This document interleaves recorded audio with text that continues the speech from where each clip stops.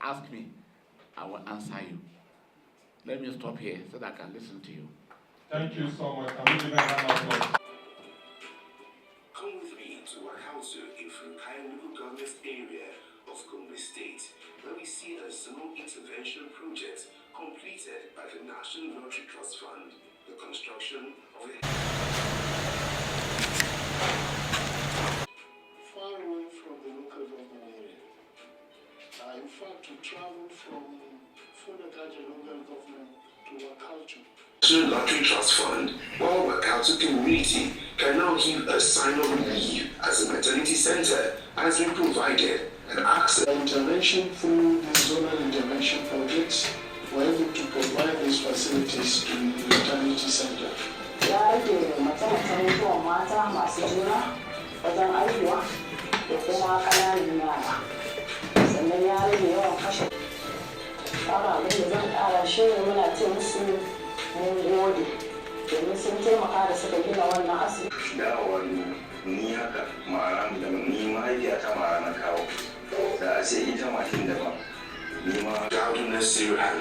You don't have to worry about traveling far or traveling further away with family members. Some projects, and it's commendable, but the masses, the people, it looks like they are not satisfied. Do you think with the rage for protests going on right now and all you've listed, do you think it's enough?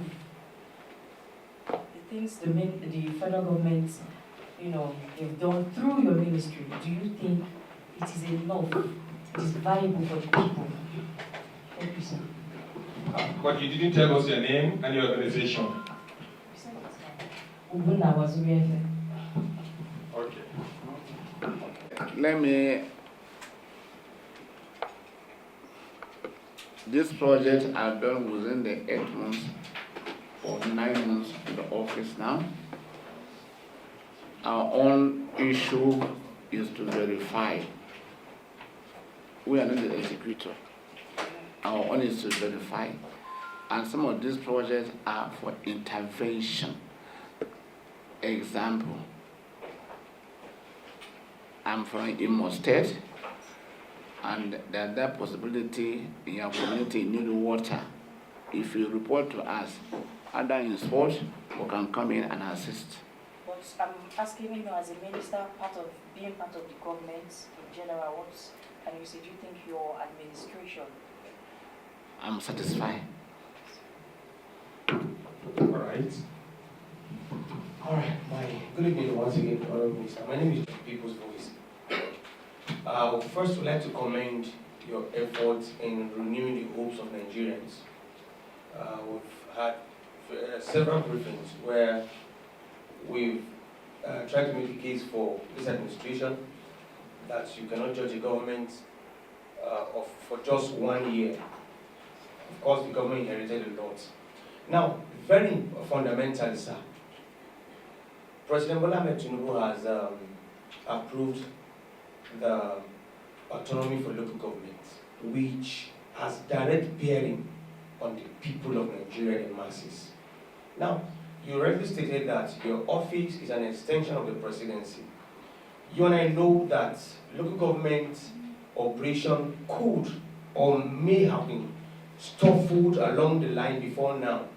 Now that there's an autonomy, are there steps, are there measures by the presidency and your office in ensuring that this autonomy is in full and nobody stifle this autonomy that has been granted by the president? That's number one. Number two, sir, we're in the midst of raging protests, planned national protests.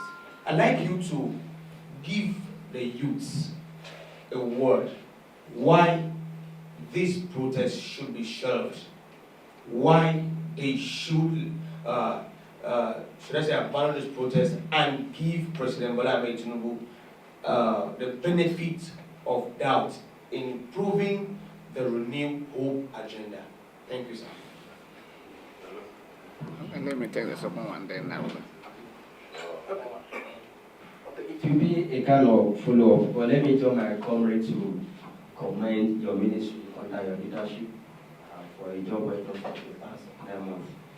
We pay for it. Okay, my name is Matthew Ayola, manager News Capital FM. My question is this, Honorable Minister, sir. You talked about the projects we have identified so far. We'd like to know how many states have been able to visit in this last 9 months, and how many maternity centers and homes have been able to verify so that we'll be able to capture it effectively. Just to follow up to what my comrade, Anybody have that in mind? You are facing the camera now. We want you to address the nation on the need for Nigeria to mellow down and to share the protest scheduled for August. Thank you very much. We have only one, the last one. No, allow them. Oh, yeah, I shall allow you, sir. Allow them. Okay. Want to answer so that Yes. Okay, let me answer this one. Yes. Right. You know, the Renew Hope agenda of Mr. President, His Excellency Bola Ahmed Tinubu, GCFR, he has appointed a minister, in fact, 2 ministers from the youth, and the Minister of Youth and the Minister's Youth. Even me, I'm still a young man. So I think the president have considered we, the youth, in the affairs of governor of this country. I called you here to brief you on the activities of the ministry. Now you want me to talk on the issue of the protest.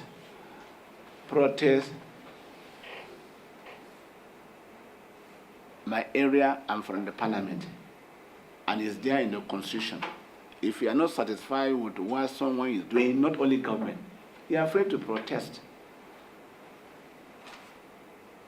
So protest is allowed, but then,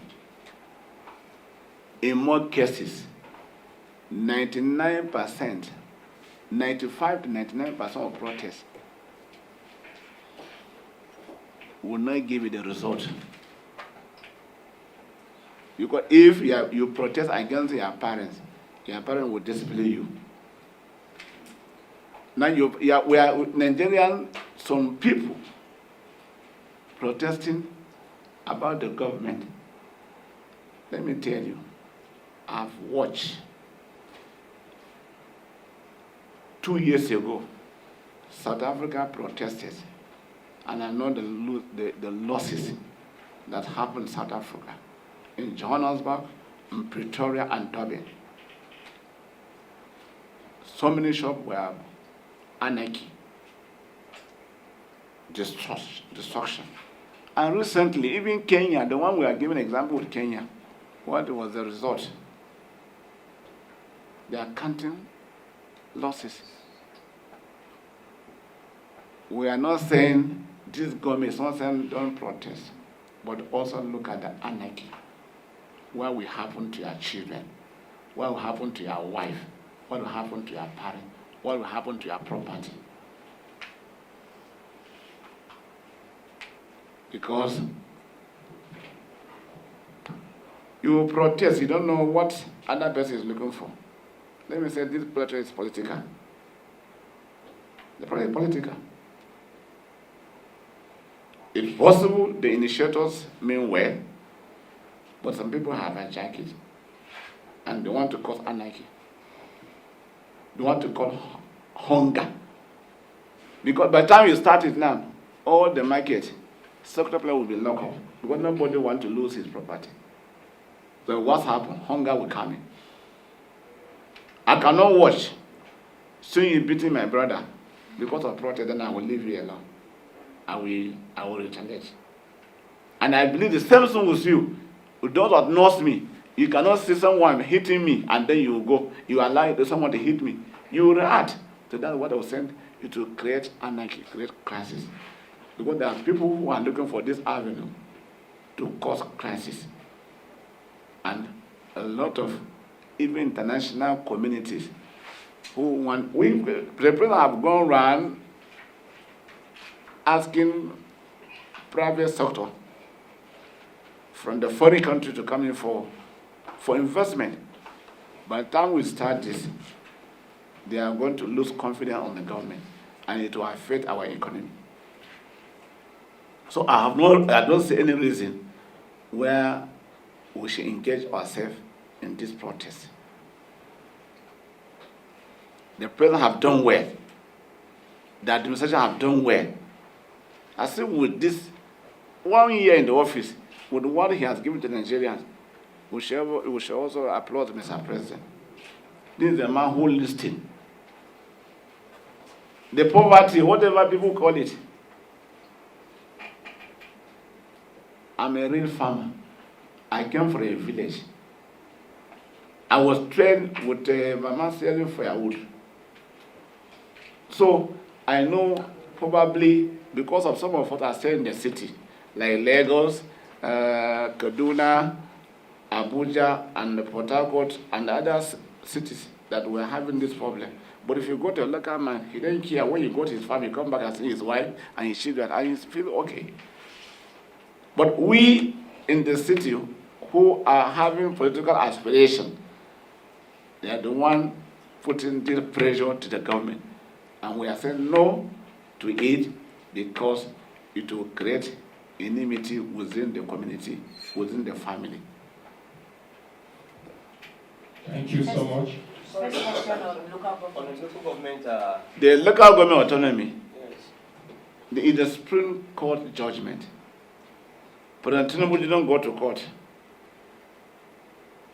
But we thought we should have interpretations of the law. The interpretation said the local government should have the autonomy having their funds directly. We don't have that problem in FCT. Even some states, some governors release their funds to their local government chairman.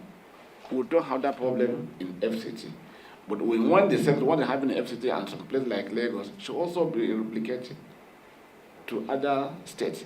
People should be able to have their money directly. Mr. President, with this judgment, this ministry is working with the Ministry of Justice to have a common stand on how this thing will be implemented. Already the president has said with the Supreme Court judgment that no money should be given to a caretaker administration committee where there's no elected chairman. No, they should not give them. There should not be list of any fund for them. So I think for that, I think it's an order. So that's why today, state governors are hiring to have a election of a local government. As a former chairman and lawmaker, how do you think this will enhance development of rural communities? It will, because we cannot continue that someone from local government, you want to come to federal level, no, or you want to come to state. If we do this, the issue of insecurity in those countries will go down drastically, because people will come out, when they come out with their farm produce, they know they can get in touch with a local government chairman on what to do. Even if a visitor, a stranger come to community, the chairman of local government will know through the traditional ruler. But you cannot just say traditional ruler, not all traditional ruler can have access to the governor. And I don't think why governor will come here reporting themselves about the insecurity. No, they should tackle it. They should tackle the issue of insecurity. So I think doing this, it will bring development. In terms of borehole, state governor cannot give borehole. It's the work of a local government chairman. Rural roads is the work of a local government chairman. So with even the local government chairman have after payment salary and teachers, even if you have 100 million naira, 100 million, I know that 100 million can do a lot by giving portable borehole and then even renovating or building a primary school, pupil desk, and the social materials for the primary school children. I think by doing that, because state governor cannot go to that level, but the local government chairman can go to that level because he's been voted. And I believe that if a local government is given such money, the people within the area, they will know that this money is being given to him, and if he didn't do it, they will go and chase him. They will know what to do.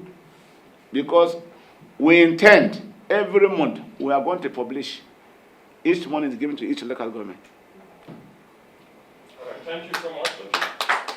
The bottlenecks involved in the process as a result of the lack of direct involvement of the state and local governments in many of these projects. And also, when you look at the constituency projects, most of them are domiciled by the state government, whereby it's the federal lawmakers that have access to the fund, resulting in abandoned projects. So how do you intend to clear these bottlenecks, and how do you intend to create a hand-in-glove, a synergy between the lawmakers and the state government that will be involved in this project? For instance, a lawmaker gets a constituency project to create a school, for instance, but he doesn't have the power to appoint the teachers to run the place. So as a result, we have a lot of abandoned projects at the state level. Then I also want to bring your mind to this report. This is as at 2023. I think sometimes in March, that as of the 3,600 constituency projects, we have, at the cost of 100 billion, which you rightly said, that about 2,000, only 2,000 were completed, 1,000 projects still ongoing, and 100 abandoned projects, and 533 yet to commence. So what are you doing about this, sir? Should we take the next question? Let me, the member of House of Reps and the senators, that the National Assembly as a body, they are not under the state. And as such, they cannot domicile their constituency project to the state. They will domicile them to federal ministries, parastatals, and agencies. And that is why there should be synergy between the executive, between the state government, and the legislators.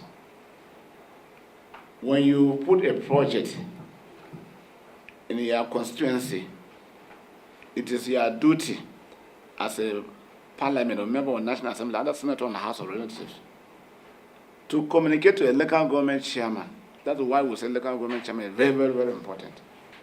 Communicate to your local government chairman that I'm going to build a block of classroom, 6 block of classroom or health center. So when it's done, you hand over to a local government chairman because he has the power to employ teachers and pay them.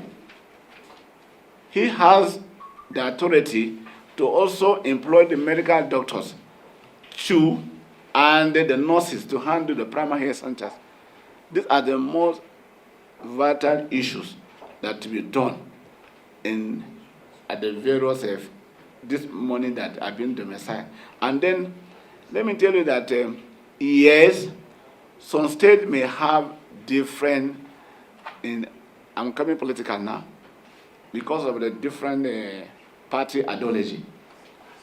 And that possibility where a member is in the House of Reps, and that possibility the governor didn't want him to come. When as they are moving, definitely you must have some disagreement and faction. So these are the issues that sometimes bring problem between the parliament and the state authority.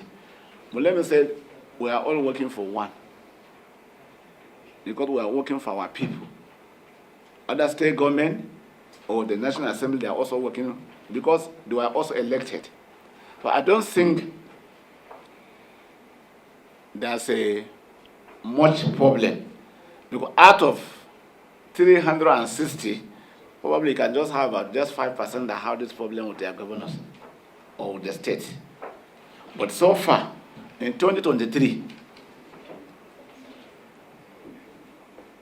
we have verified completed project of 667 projects so far done by the National Assembly. And 2004, it just started. 2024, it just started. So we are hoping that between 9th December, January, most of these projects will be completed. Even though those that domicile their project in this ministry, some member of House of Reps and Senators domicile their project to this ministry. It was just last week that, everything has due process. You have to do tender, you have to do the tender certificate of no objection, and something like that. So there's a little bit of a procurement process. So it's not the issue of just doing it because it's a construction. It's not the issue that you can just do it 2 days or 1 month to go out to 2 or 3 months before even finishing all this process. But I assure you that before end of the year, or by end of the year, some of these projects will be completed, and I'm going to have same briefing to tell you what I'm not speaking for the National Assembly, but because they are here, that's why I'm talking. So, sir, pardon me, you said 633 projects have been completed. 667 projects have been completed and verified. 667, 2023 projects from the National Assembly. I report for NTA. Yes, Mr. Winger has already asked part of the questions I wanted to ask, but there is a second leg to that question, which has to do with engagement or involvement of the locals. I'll give you an instance. In my community, I'm from Imo State, and from my husband is the local government area of Imo State. If you go to my local government in my community, to be precise, you will find out that there are two hospitals, that we are not completed. One is by the other side, uncompleted, another one is by the other side, non-functioning. So my question now would be, you have stated that your goal is to certify, or as it is now, you have to certify before payment is made. I also want to know, Honorable Minister, if you have any feedback mechanism to also find out if the locals were really involved, because I know that when the community are involved in citing a project, they own that project, they protect it. And in some cases, because we are in the field, we receive ambiances. So we know that when they are involved in establishing that project, they also protect. But now you see some 2, 3, 4 projects, duplication of projects, at the end of the day, they won't be completed. So I want to know, Honorable Minister, what your ministry is doing to ensure that all these are completed. Thank you. Yeah, this ministry may not be part of the process. Our own is just to verify. And, it's not all the projects that the National Assembly have in the zonal intervention that are domiciled to this office. Our own is that when we receive a letter that job completion and looking for them before payment is to go there wherever the project have been cited, see it, touch it, snap it, then bring it here, then to satisfy to the Minister of Finance for payment. That's all we do. But we have noticed, the issue, yes. These are the issue that we are going to have time with the National Assembly to let them know, having come from that,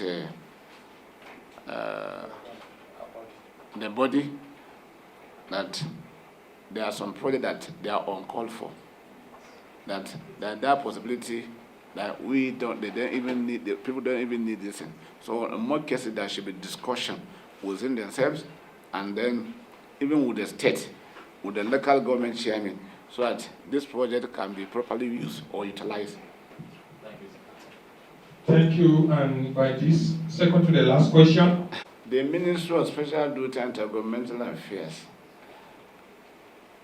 has said to call people here to share with you, to discuss with you on our mandate here. and I have informed you on our mandate. The issue of, we have a Minister of Information. So the Minister of Information will do his own work to have this.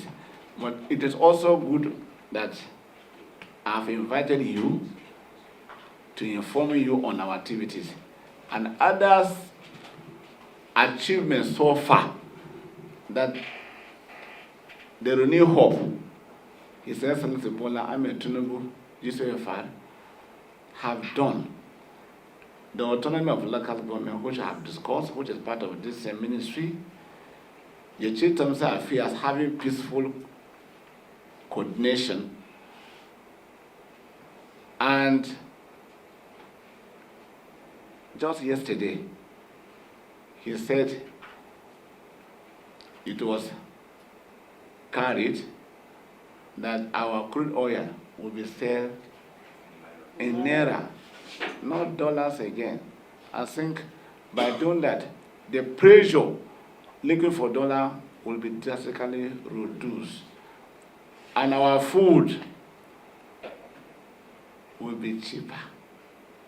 I think by doing this, we will need to look at the effort that the President Bola Ahmed Tinubu is doing for this country. These are the compounded problem since 1960. Some of us were not born. This problem are always there. We are progressing, but soldier come, soldier go. Another ministry will come, and then look at the challenges. If there's no challenge, you will not contest the election. Probably you want to assist, you want to see how you can affect people of your constituency, you want to see the welfare of your local government, you want to see the welfare of your state. All of us come from state and local government, and even ward. Now, the president contested. He contested, and he won to become the president of this country. And what he said is going to do, that is what he's doing now. The welfare of Nigerians, that is what he's doing now. And this is just beginning. I believe in the next 1 year, Nigeria is going to smile. Nigeria will smile at the end of the tunnel. There will be light. Food will be available. Let me just say it. We've been battling with bandits before now. I think the issue of bandits gradually is going down, and people are going back to farming. Except in just few states, now people will go back to farm, because I remember even Fulani man is no longer staying in the forest again because he's afraid of the bandits.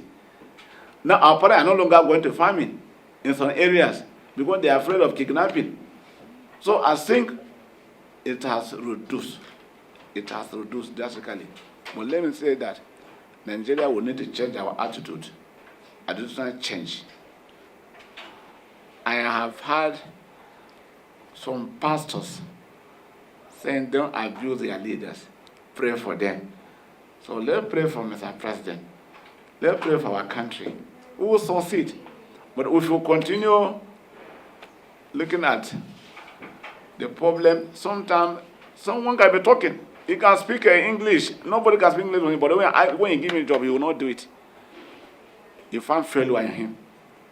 So let me say that the president is doing well, this government is doing well, and that is why we are saying that protest is an old model of seeking address to redress. Protest to me is an old model of dialogue. Dialogue. I'm here because of dialogue. I didn't protest. FCT, we didn't protest. If we protested, I'm from FCT, original FCT. I was born here, my parents were born here, my grandparents were born here, my grand-grandparents were born here. I'm talking as far back to the 17th century. So, if we are protesting, nobody will come here. If people were FCT, the original inhabitants of FCT protested, everybody would run away from this place. But if federal capital have come, we welcome everybody. So the same, we should see that now we are building a new city for all Nigerians. We should not destroy it. The minister of FCT is working hard to curtail the people who want to protect, to destroy our properties. It's not acceptable. If anyone go on destruction of property, the law will take its course. But we are saying there's no basis to have this protest. But if they insist, so be it. We cannot ask anybody not to express his own whatever he feels. It's allowed by law. But as a minister, or especially anti-governmental affairs, we also have a mandate on the issue of local authorities, including the chieftaincy. I'm saying there's no need protest. It's going to be well. It's going to be well. It's going to be well. Thank you so much. Can we give our